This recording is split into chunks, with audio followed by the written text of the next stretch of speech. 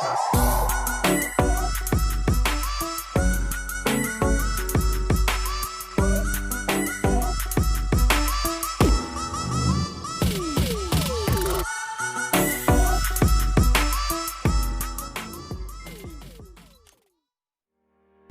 every morning when I wake up, this is what I see. And it's a great example of viewpoint, which is going to be the subject of today's lesson. Viewpoint, and we're also going to talk about camera angle a little bit, although really we're talking more about viewpoint. This is an example of viewpoint because, well, when I wake up, I always see my friend Frank here looming above me on my, this is sort of on my windowsill. And one morning when I woke up, I just thought, you know, I should take a picture of this because, well, I wake up every day looking up like this and it's kind of a cool image. So I took the photograph, and it's a perfect example of a low viewpoint. So you have in photography, you have low viewpoints and then you have high viewpoints. And we'll show you an example of what a high viewpoint looks like in a second. You also have one called eye level, which we'll be taking a look at later as well. So let's take a look here at another low viewpoint. Here we are back in Montana, where I come from, and this is my sister on her horse, Jake.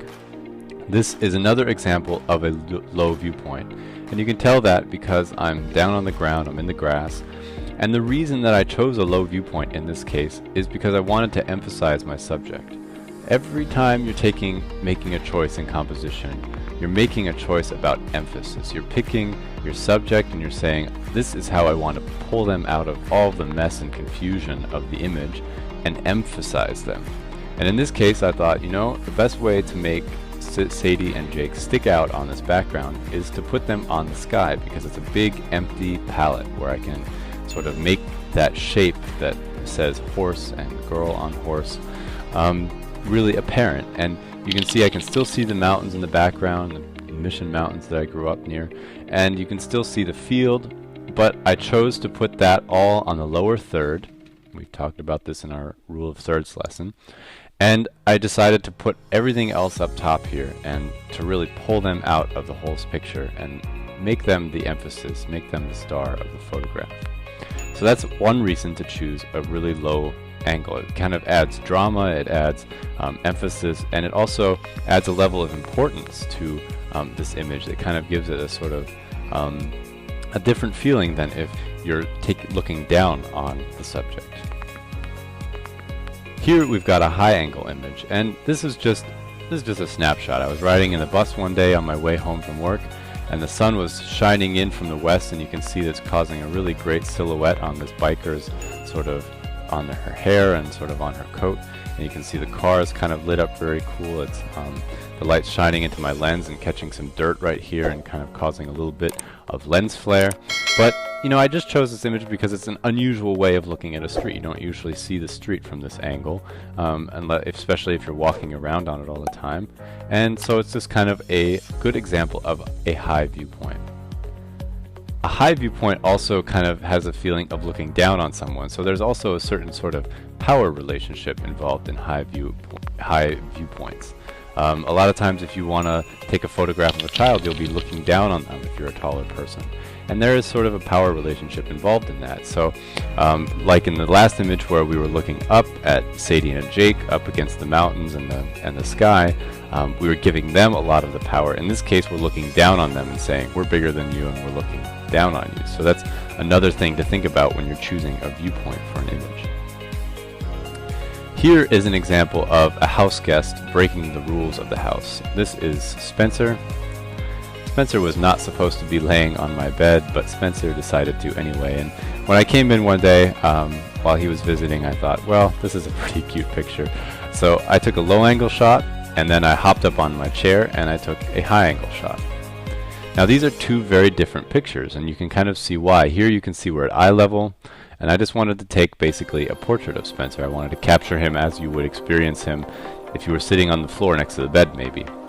Well, then over here I kind of thought it was kind of funny how this leg right here sort of matched this camera strap that was coming off. This is my camera bag right here.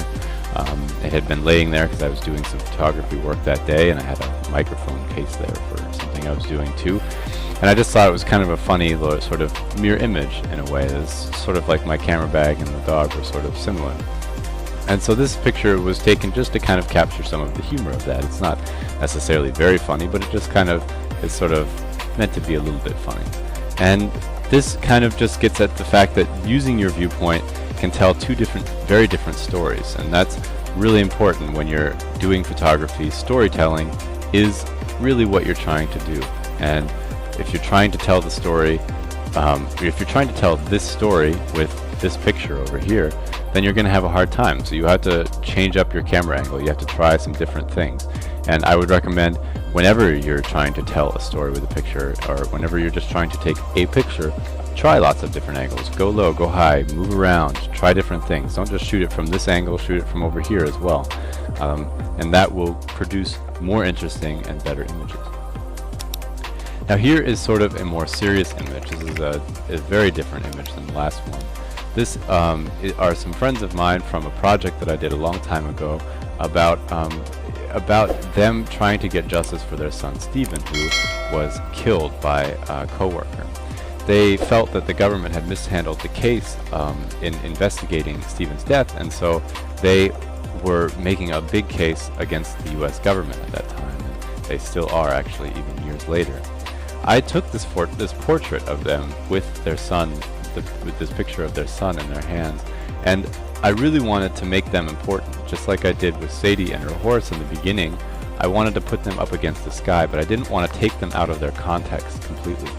So you can see here I put the background at about 50%, so it's about half. You can see the background is taking up about 50% of the image, and then I stuck them out up into the sky because I wanted them to be emphasized.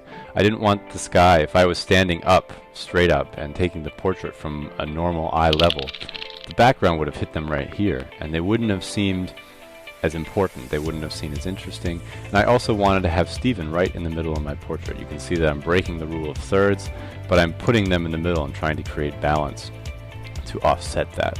You can also see that you know, this is just a very different way of approaching horizon, and this is getting at the point that you really want to think about what your subject is. So our subject is here, but you also want to think about your background and their relationship to that background. This background is important.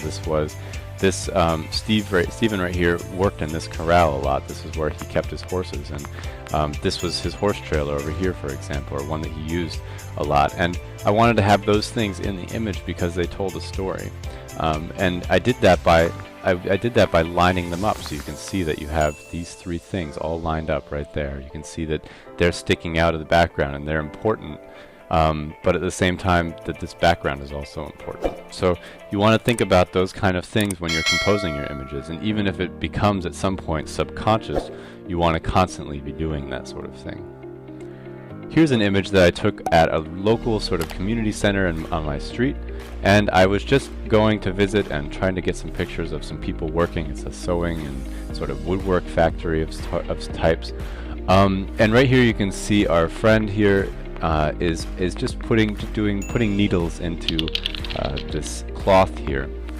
This image on the left is a very just standard picture that you would take as a photojournalist, or even just as someone working at this place, or taking a picture of your friend. It's eye level, so you can see the camera is about at her eye level or a little bit below. And you know, you're just trying to simplify the background, but I felt like this image needed something else, and so I thought, okay, so here we've got our eye level attempt, and then I thought, well, how about I get high and see what this looks like from above. So I stood on a bench and I looked down on the table, and here I got this image right here, which I think, and at that moment realized was a lot more interesting because it really simplifies everything. All this stuff that's going on behind her right here, all these shelves and things that are conflicting with the shape of her and kind of making her not stick out from the background.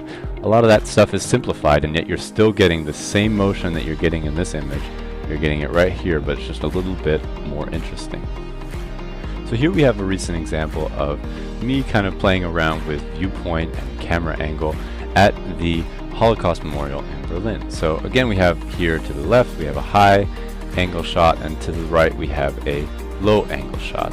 And these images tell very different stories. This kind of gets again at the storytelling element, and some of more the, maybe the kind of feeling part of photography that you're trying to kind of bring across to your viewer. Here to the left, you can see the man is sort of searching and looking through. He has kind of maybe a feeling of maybe questioning where he's going, and by taking a higher viewpoint, you can kind of get to that feeling in a different way than you could if you were standing down at eye level with him, or especially if you were down on the ground looking up at him. It would feel like a very different thing. Maybe if you were low on the ground, it would feel like he's conquering his way through this memorial, and if you look at him from above, maybe he looks a little bit more questioning in a way at the very same moment, just by changing your camera angle. And to the right here, you can see this has, just from the action of the person who you're photographing, from your subject, you have obviously a very different image. He's moving and jumping around and sort of playing, so it's a more playful image. But it also has a different feeling because of your angle, because you're looking down and you're kind of seeing this sort of like powerful young person diving across all of these big stones, and that kind of has a very different feeling than looking down on someone. So think again about the power relationship that you're kind of creating with this, and sort of the emphasis that you're putting on an image. Here you can see the emphasis is sort of more on the sort of confusing sort of graphic element of the image, where here the emphasis is really on the subject, the young person kind of jumping across. So you want to kind of think about that as well.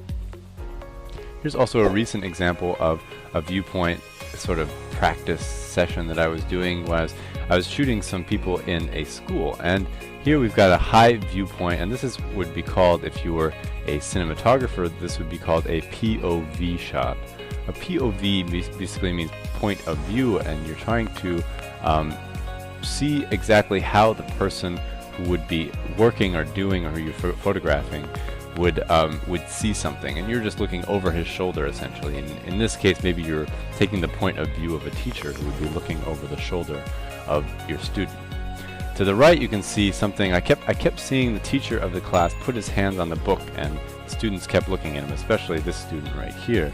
And I kept thinking, how do I get this? Well, I used then a lower, not a low camera angle, but a lower camera angle. So to kind of emphasize this, I wanted to line up this action right here with this face. And the only way to do that is to get low. If you don't get low, then you just have the table and the finger. And if you get too low, then you just have the table and you don't have the student. So you want to have both of these things lined up, and you can just do that by lowering your camera to a spot where you're going to have this, and these guys over here all in one image and not in 2 or 3 separate images. I was standing on the side of a highway once I was doing some landscape photography, and I saw this sweetheart bread truck plowing down the road at me, and I thought, I was in eastern Montana, so you can see things coming from a long way off there. I saw it coming, I thought, how can I get this image? And then I saw these little kind of sunflowery sort of, I think they're called brown-eyed Susans. I thought, oh boy, I need to line those two things up, because this yellow is perfect to kind of set against this truck. So I ran over and I got down low, and I did the same thing I just did in the last image. I evened out the subjects. I wanted to have one subject in the background, a little blurred. I chose a slower shutter speed, and I wanted to have the flowers in the foreground. And I did that just by using my viewpoint. If I was standing up straight, this image wouldn't have worked. But by getting low, getting down at the level of this flower, and then putting that truck right in the background, you then have this sort of color tension from left to right. So it gives you kind of an idea of different ways that you can use viewpoint to make stronger images. You can learn more about photography and lots of other things